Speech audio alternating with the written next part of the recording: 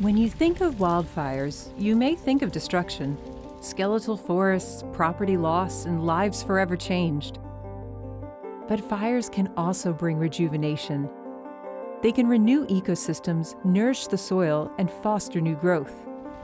But climate change is causing these fires to burn larger, longer, and more often.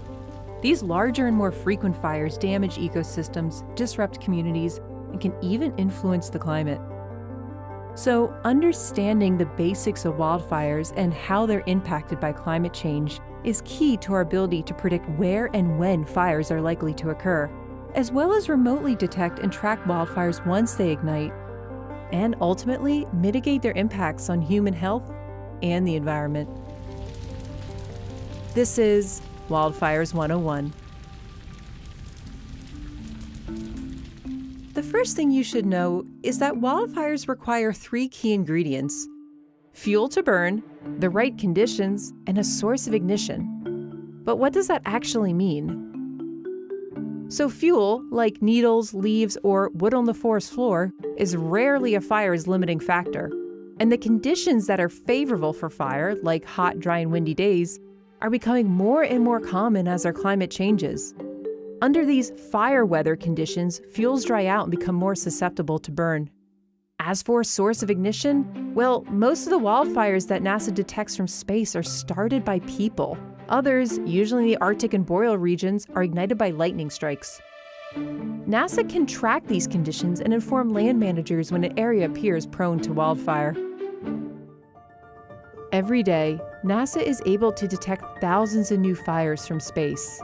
Along with our partners at NOAA, we use both polar orbiting and geostationary satellites to get insight as to the structure and evolution of a fire.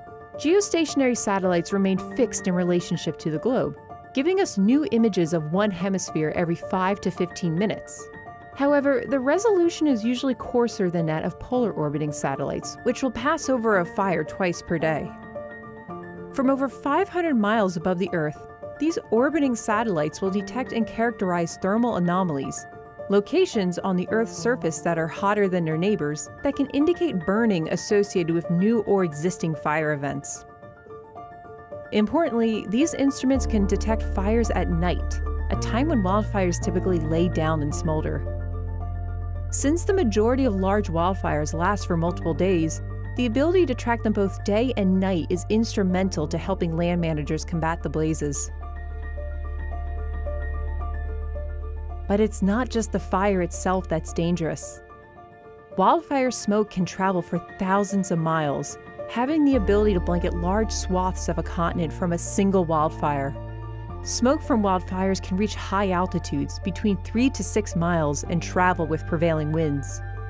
This smoke can linger in the air for several weeks, changing the chemistry of the atmosphere and reducing the amount of sunlight reaching the surface. Smoke that gets trapped near the ground severely impacts the air quality in surrounding communities. And poor air quality can last for months as large fires continue to smolder even after the fire itself has been contained. Climate change is not only impacting the size and intensity of wildfires, but also their frequency in some regions.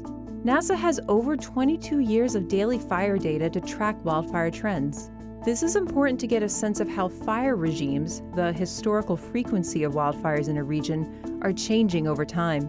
Understanding an ecosystem's fire regime is important because in many instances, wildfire is essential to maintain a mixture of younger and older vegetation. However, when fires occur too frequently or with increased severity, it can have devastating effects like destroying habitat, changing soil chemistry, and clogging waterways. Not to mention releasing greenhouse gases like CO2 and aerosols into the atmosphere. NASA can study wildfires' impact on the landscape by measuring burn scars, as well as tracking vegetation loss and rate of regrowth. Having an accurate assessment of a landscape post-fire is a key part of understanding how ecosystems recover over time. NASA's ability to not only track wildfires, but also the conditions that lead to them, is essential to our ability to mitigate their impacts. We're working with land managers and those on the front lines to give them the tools, including near real-time data, to help them make decisions to minimize the risks and plan for the future.